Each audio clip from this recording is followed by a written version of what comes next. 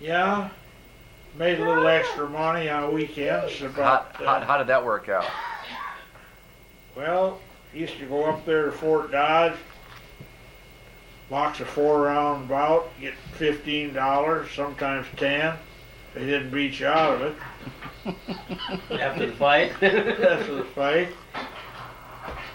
So then I got out of the CC camp, so I went into the boxing pretty serious. And how often were you fighting in that? Oh, about every 2 weeks or so. Did you have a manager, or was there managers Yeah, back I had then? a manager. And he got a percentage of what you made, or? Well, he didn't get much. You saw it too then, huh? What was his name? Bill Hawkins. Well, he must have made something for his time, didn't he? Yeah, Or- well, he made a little. Oh, there wasn't like a contract, like he got 10% or Well, something. he was supposed to get, I think it was 10%, something like that. But he didn't take it all the time, or? No, not much. He had several fighters. No, I see. Who was the toughest guy you ever fought, if you can remember? Well, I was about to say a guy named Ray Baker. How many times did you fight him? One time. But I think the best fighter I ever fought was a guy from St. Paul, What was his name? Harvey Woods. He was tall and had a left hand just like a bullwhip. He was a good boxer. He couldn't punch too hard. He was a good boxer. Did he ever? How far did he go in boxing? Well, he went about as far as I did. Who was the champion at that time in your weight division? Henry Armstrong. Oh, He was one of them. He was the best of them. and then after you got in boxing, you moved out to California. Is that right? Well, Or did you stay back in Sioux City after you got in boxing? I started hauling passengers back and forth to California. Of course, I met Mother earlier. Oh, I know. We wanted to find out about when they said that you used to ride the freight trains. How old were you when you were doing that? Oh, about 21. I'll tell you, that was a trip. We came to Seattle. Just for the heck of it, or was there something you were going to do out Well, here? I don't know, just looking around. There's nothing to do any place. Who came with you?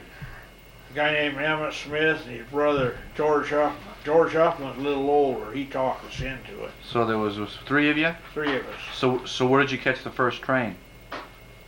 Well, we went up to Yankton, South Dakota, How far is that from Sioux City? about 60 miles. We stayed there overnight with Emmett's brother, and then the next day we caught a train up to Aberdeen. So South Dakota. how would you catch a train? Just get on the railroad yards and get in them. I mean, was the train moving or stopped? No, they stopped. No, Did they care if you rode the trains, or? not up there. Down south they did. But up there they didn't really care. So when you got in the There was hundreds of guys on that train. Oh, I see. So you just got in like a big cart with a bunch of guys sitting in there, and Boxcars was full. So we rode that train out of we were sitting there in Aberdeen to rest, and an old boy come in and he says, Red Ball heading west at midnight. is that the one to Seattle? That's the one that was going. It was, don't stop. So we went down there and there was no So you- empties on it.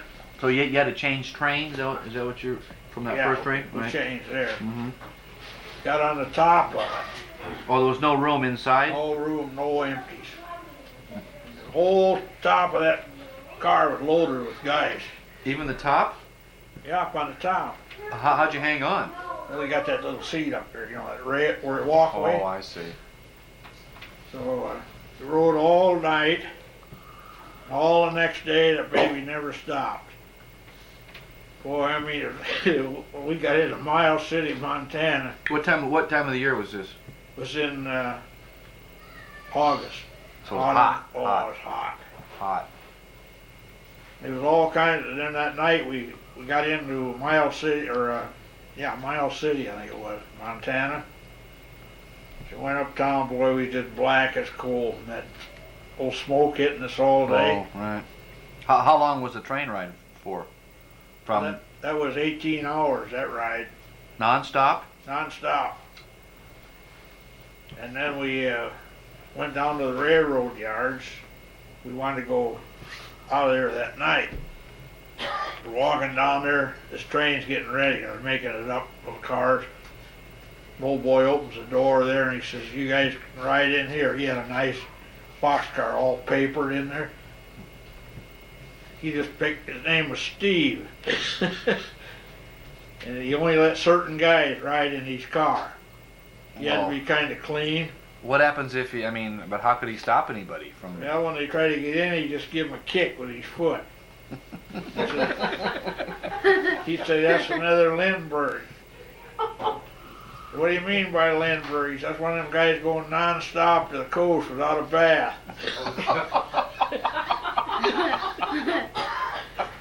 So every time the train would, this train would stop every so often to take on water and stuff, he'd run over to houses around there. He'd go up there, he'd knock on the door and said, "Boy," he said, "I hate to do this. I'd like to do some work for you, but my train's leaving. I got due in Seattle. Could you give me a little help?" He said, "Sure, I'd like to work for you, but can't miss my train." And then every time the train would stop, well, he'd get out and build a fire and get a pot of coffee going. Just about the time the train go, he'd grab that pot and come on board with it. So how many guys were in his car? Oh, probably 20. We got into Deer Lodge, Montana. Boy, it was cold. This is in August? Yeah, but Montana's cold in August. So it was high, probably high altitude up there. So old Steve, he goes out and he sees a couple with about 4 kids standing there, So he goes down through the train. He says, "Any of you guys got blankets? Give them to me." He got all the blankets and give them to the kids. We had to run all night in that car to keep freezing to death. Jesus, it was cold. So then the old Steve, he said, "When I get in Seattle," he said, "I'll have some money." So we pulled into Renton. I remember Renton out here. He said, "I'll show you how we beat the rest of the stiffs downtown, see? Get the best deals." So we lent him a dime. We all rode the streetcar downtown, got off. Whole First Street Avenue down there, boy, bums. You think there's bums there now? They was there. You get a room at the Blue Moose for 25 cents. Those were the days, huh? So the next morning, we got this room. We woke up and the Chinaman up on they had chicken wire up over there. He had a blowtorch going, "What the hell are you doing up there?" "So I'm getting the bed bugs." Out of that, they're killing the bed bugs.